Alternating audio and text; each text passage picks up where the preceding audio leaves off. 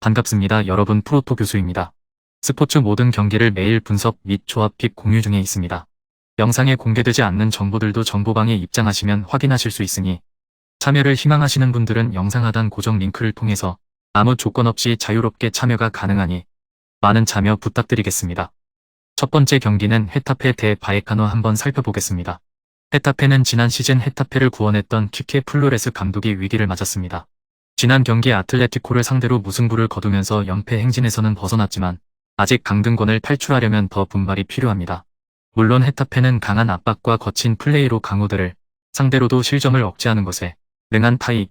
최근 3변의 경기가 바르셀로나, 베티스, 아틀레티코로 상당히 까다로운 상대를 연속으로 만났음에도 멀티 실점을 내준 경기는 없었죠. 현재 보여주고 있는 부진의 원인이 수비라고는 보기 어려운 상태. 결국 공격력 난조가 부진의 원인이라고 볼 수 있었을 것입니다. 지난 경기에서는 아틀레티코의 수비에 고전하면서 67%의 슈팅을 박스 바깥에서 기록하는 등 박스 안 공 투입이 거의 되지 않았던 모습이었죠. 키케 플로레스 감독이 정교한 빌드업 체계를 짜는 데는 능숙하지 않아 롱볼에 의존하는 양상이 짙다는 점이 발목을 잡고 있는 것이라고 볼 수 있습니다. 물론 라요가 전방에서 압박하는 빈도가 높기 때문에 롱볼로 압박을 무력화시키는 것이 효과가 없을 것이라고 보기는 어려우나 라요가 압박으로 볼 방출 자체를 막아버린다면 공격력을 기대하기는 어려울 것입니다. 라요는 꾸준히 좋은 경기력을 보여주면서 유럽 대항전 진출이 가능한 5위로 순위를 상승시켰습니다. 경쟁자인 비아레알을 잡고 지난 경기에서 엘체가 이변을 일으켜준 덕을 보기는 했지만 라요의 전력이 상당히 좋다는 것은 부정하기 어려운 사실입니다. 라요의 스타일은 전방부터 강하게 압박에 들어가면서 후방 빌드업을 방해하는 스타일.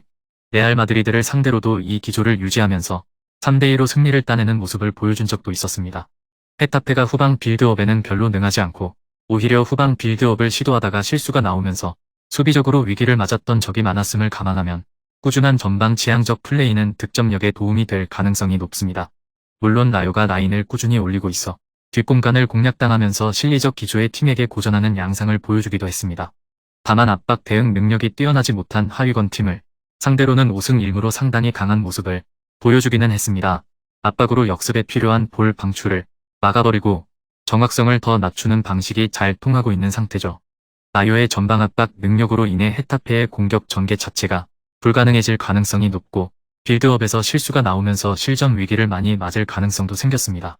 물론 헤타페도 강호들을 상대로 거친 플레이를 선보이면서 실점을 억제하는 모습을 잘 보여주기도 하지만 득점력 난조로 인해 경기를 가져오는 것 자체는 불가능할 것으로 보입니다.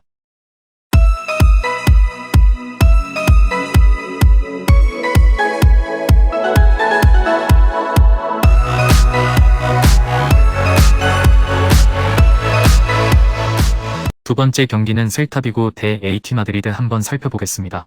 셀타비고는 베티스와 난타전 끝에 4대3으로 승리를 거두었습니다. 베티스의 공격에 명확한 대응을 하지 못한 것은 아쉬웠으나 오랜만에 골이 나오면서 달라진 공격력을 보여준 것은 꽤 긍정적이었죠. 지난 경기에서는 상대의 느린 기동성을 이용하기 위해 역습 전술을 주문했고 이것이 잘 통했다고 할 수 있었습니다. 베티스가 높은 라인을 구축하는 것을 선호하고 팀의 역습 커버 능력이 썩 좋지 못하다는 점을 잘 파고들었죠.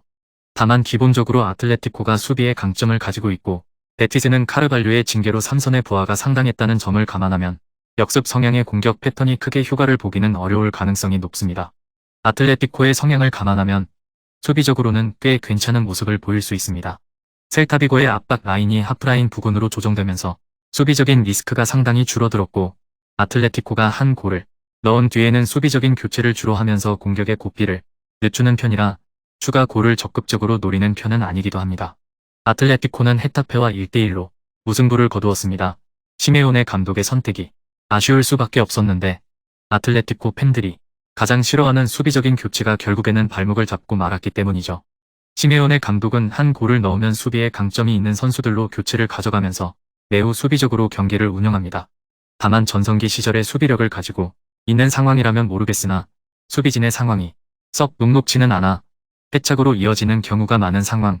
물론 실점 자체가 적기는 하지만 매 경기 수비진에서 실수가 나오고 있는 양상이 자주 나오고 있습니다. 공격은 아틀레티코의 꾸준한 문제점.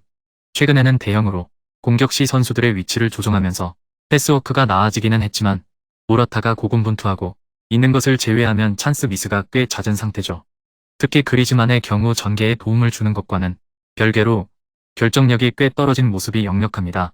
상대가 중앙을 틀어막아버리면 측면으로 공이 돌면서 크로스에 의존하는 양상도 잦은 편입니다. 셀타비고가 하프라인 부근에서 압박 라인을 구축하고 버티기에 들어가면 또 답답한 경기가 나올 수도 있습니다. 셀타비고가 중앙의 라인을 구축하고 버티기에 들어가면 아틀레티코도 공이 측면으로만 돌 것이고 크로스 이외에는 답이 없는 상태입니다. 빅찬스 미스도 꽤 있는 데다 시메온의 감독이 한 골차로 벌어지면 공격의 고삐를 늦추고 수비적으로 운영하는 경우도 잦습니다. 다만 아틀레티코의 실점 억제 능력과 별개로 수비에서는 실수가 다소 나오고 있는 상태죠.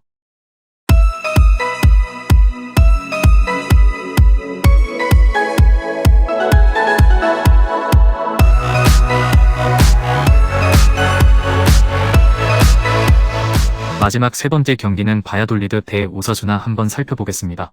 바야돌리드는 발렌시아와 소시에다드를 모두 1대0으로 잡으면서 2연승을 기록했습니다. 소시에다드 전에서는 바야돌리드의 강점이 두드러지는 모습이었는데 상대의 슈팅을 최대한 먼 곳에서 하게 만들면서 슈팅의 정확도를 상당히 줄여버리는 모습을 보여주었습니다. 기본적으로 라인을 내리고 대응했을 때의 안정성은 꽤 괜찮은 편입니다. 소시에다드와의 첫 만남에서도 75%의 슈팅을 박스 바깥에서 하게 만드는 등 슈팅의 정확성을 상당히 줄일 수 있는 무브를 잘 수행하고 있는 상태입니다. 온더블 능력이 뛰어난 팀은 어느 정도 수비진을 붕괴시키는 모습을 보여주기는 하지만 상대적으로 온더블 능력이 떨어지는 하위권 팀들은 바야돌리드를 쉽게 돌파하기 어렵죠. 올 시즌 9위 이하의 팀을 상대로 홈에서 멀티 실점을 내준 적은 없었는데 물론 득점력이 뛰어난 팀이라고 보기는 어렵습니다. 지난 경기에서는 나름대로 박스 안에서 슈팅이 나오는 분위기이기는 했지만 기대 득점에서는 한 점을 넘기지 못했습니다.